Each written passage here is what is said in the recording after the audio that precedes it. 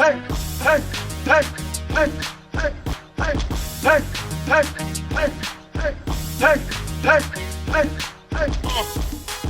everyone. Welcome inside the Red Earth Production Studios for this edition of YBMcast. And we have a special one today, Coach's Preview. I'm joined here by the head coach of the Warrenton Warriors, Eric Burle. Coach, thanks for joining us. Thanks for having me. Absolutely. Had you in here last year. It was the first time, second year. I'm very pleased about that. We've got coming out to your house in end of April. Mm-hmm. Yep. It's the last week of April. Yep. Just after the G.A.C's. Looking forward to it. Good North matchup between Orchard Farm and yourself. I think Orchard Farm's starting to come along a little bit there in the G.A.C. North. Absolutely. They're young, and I think everybody's returning for them, so they should be a pretty good ball club. Yeah, absolutely. So I'm looking forward to that matchup. Coming off your 2024 season, you guys finished 10-0 in conference, 22-6-1 record. G.A.C. North champs. You guys have struggled to, I must admit, you're in one of the more difficult districts in Class 5. Yeah. And so you've gotten to the second round. The last 4 years, I'm looking back through it, your second round or whatnot exits there. We're going to talk a little bit about that. What is it going to take to get through that part of it? But I want to start with notable losses. You had some dudes last year that, you're going to have to replace this year, right? Yeah, we lost, basically 5 guys that have started since our freshman year. Troy Anderson didn't play his junior year, but basically all 5 of those guys had started since their freshman year, and all had a significant impact, some in different ways, whether it's pitching and defense and their offensive capabilities, but definitely those 5 guys had a huge impact and a pretty good high school run. Obviously had a really good year last year, but they had pretty good years sophomore and junior years, just didn't have maybe the depth at pitching they did have last year. But we definitely have some big shoes to fill with those guys departing. Yeah, because was it Tyler Oliver had some good innings for you. Of course, Ben Peth, your number one there. And then, as you said, Troy Anderson. Yeah, Ben I think was tied with the kid that graduated, pretty good ball player, Ben Stevens, with career wins, and also I think wins for total season. Troy Anderson had 10 saves last year. Really having him come back was huge, a pretty significant impact for our team last year and a lot of our success, because I think he had close to 10 saves last year for us, which was big. But yeah, Ben and Troy and Tyler, those are really three of our top 4 or 5 pitchers last year. So Carter Martin coming back for you on the mound. He's got 42 innings for you, 6-1. He had a 2.33 ERA. One thing I love to see with a pitcher is the OBA, opponent's batting average against. And I gotta undo my phone there. There you go. Buck 94. He's not walking a lot of guys. 55 Ks. Talk about Carter Martin and his impact on your team. I was having him last year. He was a freshman. Freshmen putting up those type of numbers. Kind of him and Ben were kind of our 1A and 1B. And like you said, he had really good stuff, and he also did a great job getting ahead in counts and pounding the strike zone. So that was huge having a Carter out there, being a freshman, and kind of, he didn't show a lot of emotion. He kind of had a pretty cool head and good head on his shoulders. So he ended up pitching against Zumwalt South in the district semis, and he gave us a chance. He competed. It was pretty much a 2-run game, and he pitched 5 innings. That's pretty impressive for a freshman against that team. Yeah, that was a Final Four team. Yeah. So, that's pretty much what he did all year for us. Gave us a chance to win. And that's all you want, right? Yep. That's all you want. You got a couple of kids. Here's some names that, as far as through innings for you last year, I want to talk, Colin D. Sylvester, he had quite a few more innings than anybody else to that. What are you looking for from Colin this year? Colin pitched a little bit his sophomore year, pitched some last year, and some of his innings was impacted by the fact that Troy came back, so he had a little more depth at pitching last year, so we didn't necessarily need him to pitch as much last year. So he will have to fill in some of that void. he's also been our starting shortstop since his sophomore year. So we'll see. He's been working at it. So part of his thing is just a mental makeup for him, maybe simplifying things to be able to give us some quality innings. Not sure really how that's going to shape out going into the season for him, but he definitely will have to shoulder some of the burden of the pitching. I mean, he has good stuff, and he's shown good stuff. He just has to be able to consistently do it on the mound, and be able to handle a little bit of adversity, I guess. I liken this a little bit, and I don't know, just curious. I remember a couple of years ago, Luke Abishan at East, their starting shortstop, and Coach Hill just had him coming in at the end of games for saves, and he had like 10, 11, 12 saves, something like that. Do you see him in some kind of role that way, maybe? Possibly, because I think Colin probably just because he's our shortstop, we have to rely on a number of guys. All our position players are also pitchers, so right. You don't want to put the wear and tear on his arm, and he's got to be able to perform out there because he does play a pretty high level shortstop for us. So I could see him probably be more of a reliever, potentially spot start for us. Yeah. Austin Haas, I believe he's your starting catcher, right? So that makes a big difference. I know he threw a few innings for you, nothing much. Then there's Jake Kirkpatrick, Keaton Young, and Rick Stanley that I saw that threw some innings for you last year. Where do you see these guys coming up in the mix? So, I mean, that sophomore group has some pitchers in it. Obviously, Carter's a sophomore, but Jake threw a little bit for us as a freshman, and same thing with Keaton. Jake's a strike thrower. He had a really good JV year. Anytime potentially we would be playing the same place, anytime he would start, the game would be over a good 30 minutes before us because he'd just go out there and throw strikes. He had quick games. He'd throw 7 innings and throw 70 pitches because he would just pound the zone. So hopefully, I think Jake will definitely have to be one of our starters.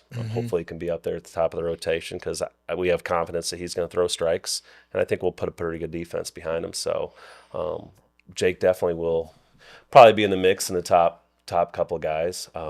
Keaton Young has got a little bit got his feet wet last year. He's got good stuff. He's kind of got a unique arm action, but he's got decent velo for his size. But he's going to have to also get in there and pitch some for us too. Kind of threw him to the fire last year against Zumwalt East. We ran out of pitching, kind of in just a offensive game, and unfortunately he was left out there in the top of the 7th against East. But he's got good stuff. So hopefully, like I said, he can, as long as he can throw strikes and we put a pretty good defense behind him, he'll be all right. But I think Keaton will fit into the mix with those guys too. Yeah. Sometimes those opportunities, at the moment, you hope with a young pitcher like that or a young player, period, you kind of see, well, will they learn from it? What do they gain from it? Because it can go one of two directions, can it? Absolutely. And so you hope that they understand, hey, you know what? Maybe I had a bad day, but. Sure.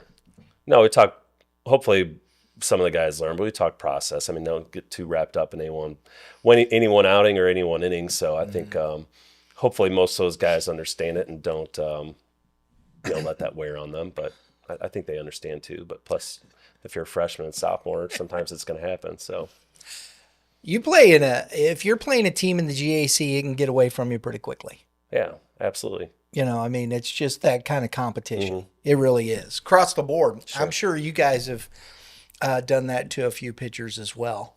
No, we have in the last few years. Yeah, we've been fortunate to have pretty good offense. So, yeah. Defensively, looking at the makeup of where you're at, I always look at that to start with. I look at pitching. I think pitching and defense, these are two things, especially in the lower levels. When you can play solid defense, throw strikes, keep guys off the bases, get outs in critical situations, execute defensively, that to me is where high school baseball games are won, period.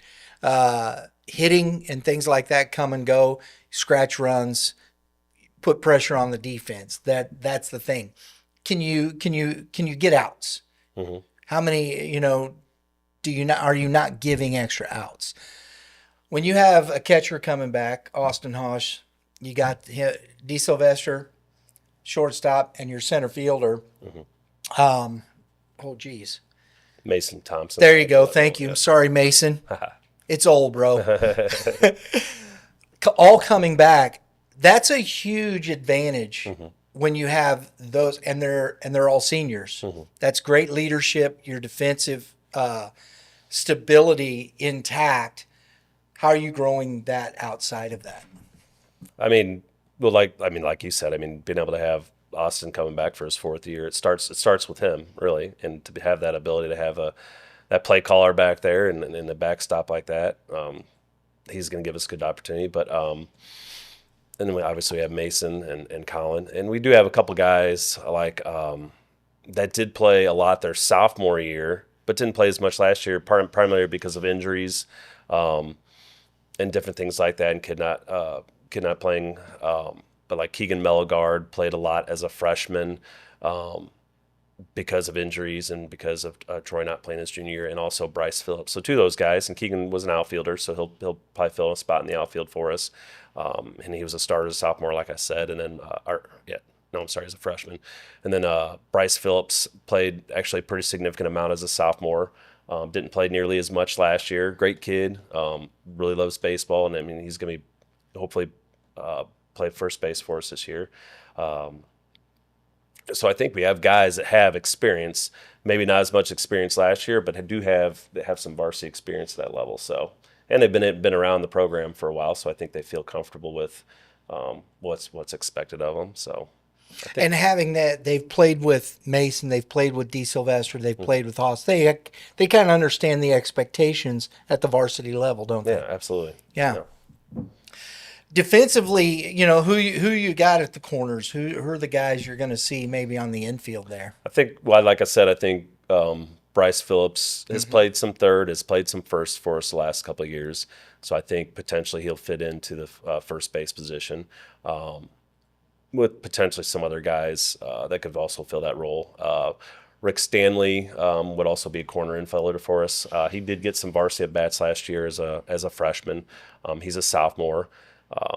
Really good left-handed stick. His offense is hopefully will be a pretty impactful for us.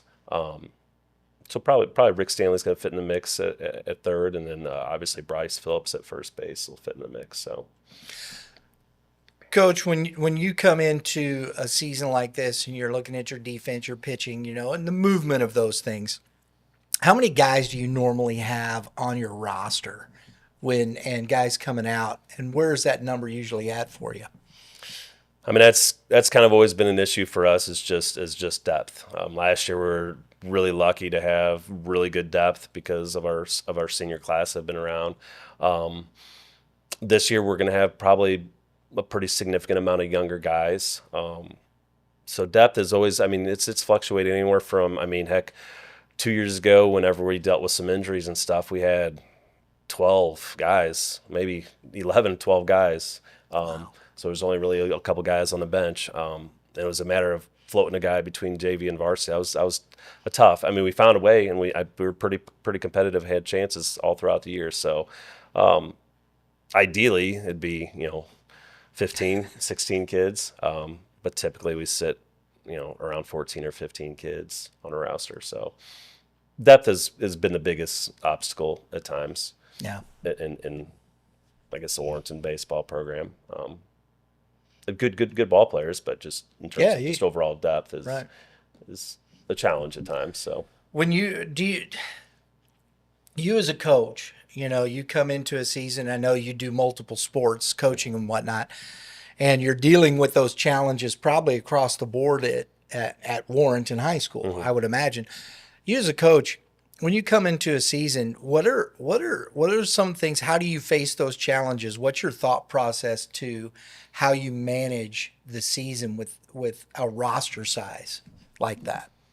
Well, you always want competitive practices. So a lot of times you got to consider potential JV players that you can see can be impactful for you in years to come. And they'll be practicing with varsity just so they can get their feet wet and learn, and hopefully have some type of role either that season or the following season. So trying to pinpoint some potential JV guys that can practice with varsity, but then you're dealing with, we rarely, if any, have any POs. So all of our guys are going to be getting throws, and you got to be able to limit the throws in the field during practice. So situational defense and different things like that obviously are impacted by the fact that you don't want to put a lot of high stress throws on guys that are your top 3 pitchers and different things like that. So, I mean, you have to be pretty dynamic in your ability to, make sure you manage that and don't put too much stress on that team. And then, it's nice to do inter squad and different things like that, but you also want your inter squad games to be competitive. And if you can't put maybe 18 guys out there, 2 teams of 9, I mean, then you gotta. It can be an inter squad game, but it looks a little different than 9-on-9 or different things like that. So definitely challenges at times. Absolutely. I always think that to me is such an interesting dynamic just from class 6 to class 5. Now and you have some anomalies, I think, with, we saw last year a couple of class 4 schools, with huge rosters, but that's an anomaly. Sure. And this is usually what you're dealing with once you get to class 5 and below. There's some bigger class 5 schools, but the depth is the challenge, isn't it? Yeah. One thing, we talked. I opened the show with this, and I wanted to do this real quick. I'm sorry, I need to jump in here. We got Game 7 Baseball, our partners at Game 7 Baseball. Make sure, since we're talking about Warrenton too, Warrenton Athletic, you've been out the WAC, right? Mm-hmm. That's what I call it, the WAC. I think it's cool. Warrenton Athletic Complex will be out there this year with Game 7 Baseball. Go to game7baseball.com. If you got an invitation for our 14U Super 7 invitational, please come on out. We're looking forward to it. I think we got maybe 1 slot left. If you had an invitation, we want to see you out there. We got 6 other tournaments, including the World Series, that will be out. Enjoy working with Dave and Dave over at Game 7 Baseball. Game7baseball.com. Check it out. Going to be a lot of fun stuff starting down in Branson at Ballparks of America and then moving up into the St. Louis Metro. Got some stuff out at Max Creek down at Lake of the Ozarks. So if you want a fun weekend, Mom can sit by the lake, right? And then come watch a ball game, go back to the lake. That works. That works, right? That's a nice weekend. So make sure you do that for us. We appreciate it very much. If you like what we're doing here, please hit the like button. Helps the algorithm. Hit subscribe. We appreciate that very much. Coach, since 2021, you've not got past the second round in District 4. Mm-hmm. And I was looking at that, and I'm looking at District 4 because I'm an East guy. My kids went to East, so I'm very familiar with this. And I've seen you guys around, and it's just a tough district. And Zumwalt South, St. Dominic, Zumwalt East, Hannibal is even a tough out in that district. Up and down going through there, you've had Holt in there with some difficult challenges. I know they've moved out a little bit, and the dynamics have changed over the last 4 years because of schools growing and moving and doing. What's been the challenge for you guys, and what do you need to see to get through that district, to get to a district title there? Well, I mean, I guess it's backtrack quite. I mean, when I first started Warrenton, it was just 4 classes, and we were class 4. So we were about the smallest. I mean, we were in there with Howell and Timberland and Troy. And I mean, it was just, That's brutal. Yeah. And we weren't, at that time, our baseball program was okay, but it wasn't where I think where it is now. Mm-hmm. I mean, that was tough those first couple of years because you just knew that, that your school size is twice your size and baseball meccas. So, and then when we went to 5 classes, we were class 4 and it was a perfect fit, but that only was, I don't even know if that was 3 or 4 years. And we'd played in a couple district title games during that time, and it was a right fit. And then they added that 6 class. And now we're back to being a smaller class 5 school, which is fine. It is what it is. I understand. But it's tough, like you said. I mean, Zumwalt East, made a Final Four a couple years ago. And these years are going to run together because I know we played East. How did we play East? Maybe 4 years ago. Yeah. In districts. It was second round of districts. I think we had I think you're right. upset St. Charles first round, and then played East in the second round. And I'm not sure if that was the year they went to a Final Four, but still, it may have been. Yeah. And St. Dominic's always just loaded with talent. And obviously I have Zumwalt South, who's been to back-to-back Final Fours. I mean, last year we had a really, really good team. I mean, in probably a lot of Class 5 districts, we would have had a chance with that group to make it to the championship game and potentially win a district title with that group. But it's Misha and playoff baseball, and sometimes some districts are a little tougher than others. So I agree. I think you're a Final 8. I think you're a top 8 team in the state there in that respect. Talent wise, I agree. You see that sometimes. You go like, wait, man, that's a quarterfinal or a Final Four matchup. With the talent you can see on the page, but you're in the same district. Sure. Yeah. In the previous 2 years, offensively, I think we had a pretty good group that could compete with most teams out there offensively. We just didn't have the depth at pitching, so you have to throw like Ben, potentially in your first round just to be able to make it to the second round. So when you don't have a lot of depth at pitching, you may have the offense to be able to compete that district, but you just have to have the depth in pitching, and that's probably been our biggest stumbling block. I mean, this past year we had good depth at pitching. Ben, who had a tremendous year, got us through a handful of innings at Hannibal, and then we're playing at Hannibal. And then we had also Burn Troy, who was probably one of our more impact. So we had to burn 2 pitchers in the first game. So then you're left with a freshman starting the second round who had a tremendous year. But it just boils down to having some depth at pitching, which at times we haven't had. Yeah. So, I mean, a number of years ago when we were Class 4 and 5 classes, we had a kid, Ben Stevens, who played at St. Louis Community College, Merrimack, in Eastern Illinois. With the pitching rules and the way the weather worked out, he pitched in all three of the district games. So, and we made the district title game, and he just ran out of gas. But we just probably need just the right mix of pitching and a little bit more depth of pitching to be able to consistently be able to advance in district play. So because this year the new rule coming out in the quarters, if you get through district, it's a best 2 of 3 in that, and that is the challenge. Sure. And I personally like it. I think it's a great opportunity, and I think it is that thought process coaches are going to have to go into the seasons. If you have a team that you believe can compete in that respect, it's a matter of where's my pitching depth? Am I developing? Do I have guys that are developed enough that I can go 5, 6 deep? Because we got a best 2 out of 3 coming up. I got to get through districts, and the week later I'm 2 out of 3. I got to have 6 dudes at least. If somebody has a bad day, you're in trouble. Yeah. Right? Yeah. So I think that's just this is what baseball really is. It is about pitching depth and who can play defense. Because you guys, offensively, I mean, when we look at this, Austin Haas, I mean, he put up a tremendous season. His slash line was 426, 508, 455. He scored 41 runs, 15 RBIs with 32 stolen bases. That is some outstanding production, especially, when you're talking about what was that, 56 runs?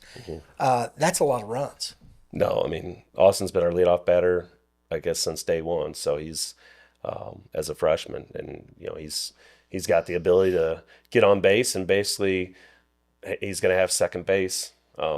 I mean, he's had close to 30 stolen bases each of the last couple of years. So, I mean, he's going to get on base, and he's going to do some damage, So if he's getting a single or walk or whatever, he's a threat to get to that bag. So, I mean, he's conference player of the year last year and all-state catcher. So, and just a real tough kid, obviously all-state football player too. So it's awesome. I mean, to have him, I mean, and he's catching every single game, I mean, he's back there for 7 innings. I think we played a doubleheader against Troy last year. First game was a full 7 innings, tough game for both teams, and then the second game went. Well, that was our tie. It was a 1-1 game going into the 16th inning. Oh, geez. Yeah, and he caught the whole first game, and he Did you caught run out of daylight? there was lightning in the area, so and it was something else. Nothing like I've ever been a part of anything like that before. But to the point, he caught 7 innings and then caught 16 innings or whatever it was, 15, 16 innings the next game. So just a real tough kid, and he's signed to go on to play at East Central. So it's awesome having him back there. So absolutely, 32 stolen bases for a catcher. Mm-hmm. Wow, yeah, that's impressive. Yeah. Is he? You said 30 plus every year. Yeah. Is he working on a stolen base record for the school? Oh, he already has. He has a single season and definitely has a career stolen base. So it's already there. Yeah. Okay, all right. I got to look at that, man. That's cool. Mason Thompson, of course, 326, 376, 349. He had 17 runs scored. Struck out maybe a little much. 22 ribbies. Colin DeSilvestri. Sorry, buddy. DeSilvester. He's 7 doubles, a triple, 18 RBIs, 30 runs scored. He put up some numbers there for you. You're looking at maybe C.J. Blake. These are some names that were there that got some at-bats, but not quite a few. Ian, how do you pronounce that? Golenser. Thank you, Coach. We talked about Bryce Phillips earlier. Tyler, is that Suisse? Seuss. Seuss. Yeah. Tyler Seuss. Where do you see these guys fitting into the offense for you? Or these guys will be back in the program? Some of those guys will probably be hopefully some significant role players for us. They've been in the program for a couple of years now. Yeah. Obviously, Bryce is going to have a significant role, and he had a significant role as a sophomore, and he definitely puts the time into it, and his heart's in the right place. So I think Bryce will hopefully be fairly impactful for us.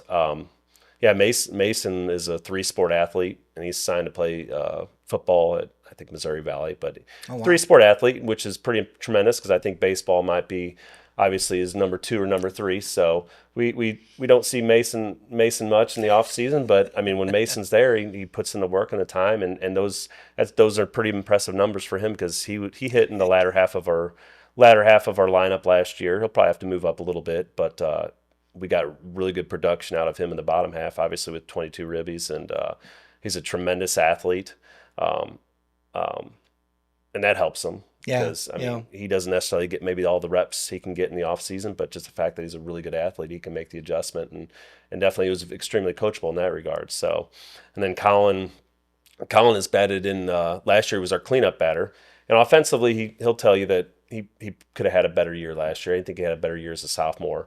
But to be honest with you, Colin, if you came out and watched us play the first 7 or 8 games, Colin was hitting the ball in the nose. Spraying the ball, line drives all over the place, but it was just right at people.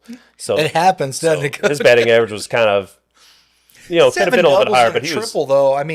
That's good slugging. When he was putting the ball in play, he was hitting it hard. Yeah. So I think his offensive production is going to be more significant, and it will have to be because some of those guys are going to have to shoulder the load from the guys that have departed. But Colin's just a really good athlete, probably one of the better shortstops in our conference. I'm just a really good overall athlete for us. So very good, very good. Coach, you got. I'm looking forward to it. You got a chance. I think now the North, the usual suspects. Yeah. You, St. Charles West. I think Orchard Farm is there, ready to compete for maybe some supremacy there. Yeah. It's Holt is now in the North. How do you see this conference? I don't know. It's obviously you have like Orchard Farm was really young, and I think they have most of their guys back. They have a lot of talent. They have a lot of talent in that program. They do. So I can, and obviously St. Charles West has the Goring kid. I believe they have their top 2 pitchers coming back from last year. They do. Winfield had the Morse kid, and I think he's back. Yeah. So I think they've always had. Conrad's back. I think they lost a few more guys than everybody else from last year. Yeah.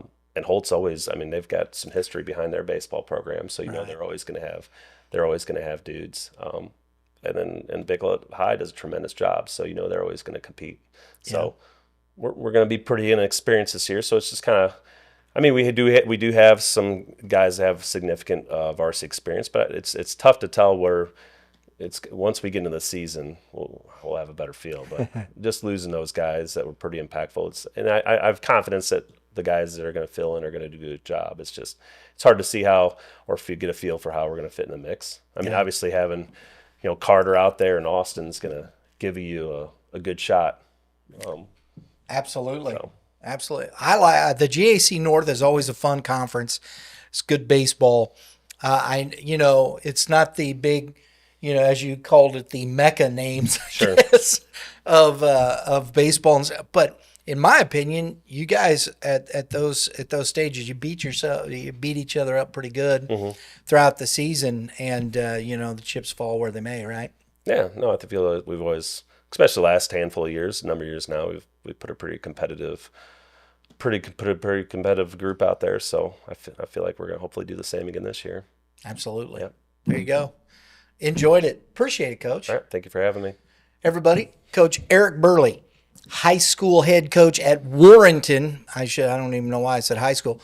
Head coach at Warrenton High School. There it is. The Warriors. We appreciate you coming down, talking to us about team. Look, you folks over Warrenton, I'm sure you do. You get a lot of folks coming out watching the ball game, Coach. Support this group. It's going to be a fun season for them. A lot of good baseball ahead of these guys. So make sure you support that group. If you like what we're doing, please support us by subscribing, hitting the like button. We appreciate that very much. Everybody, have a great day in the Lord. Always remember, you pitchers, got some advice for pitchers? No strikes. See, it is that easy, isn't it, Coach? Oh, yeah. And you hitters, hit a bomb or two and we'll be all right. We'll see y'all next time.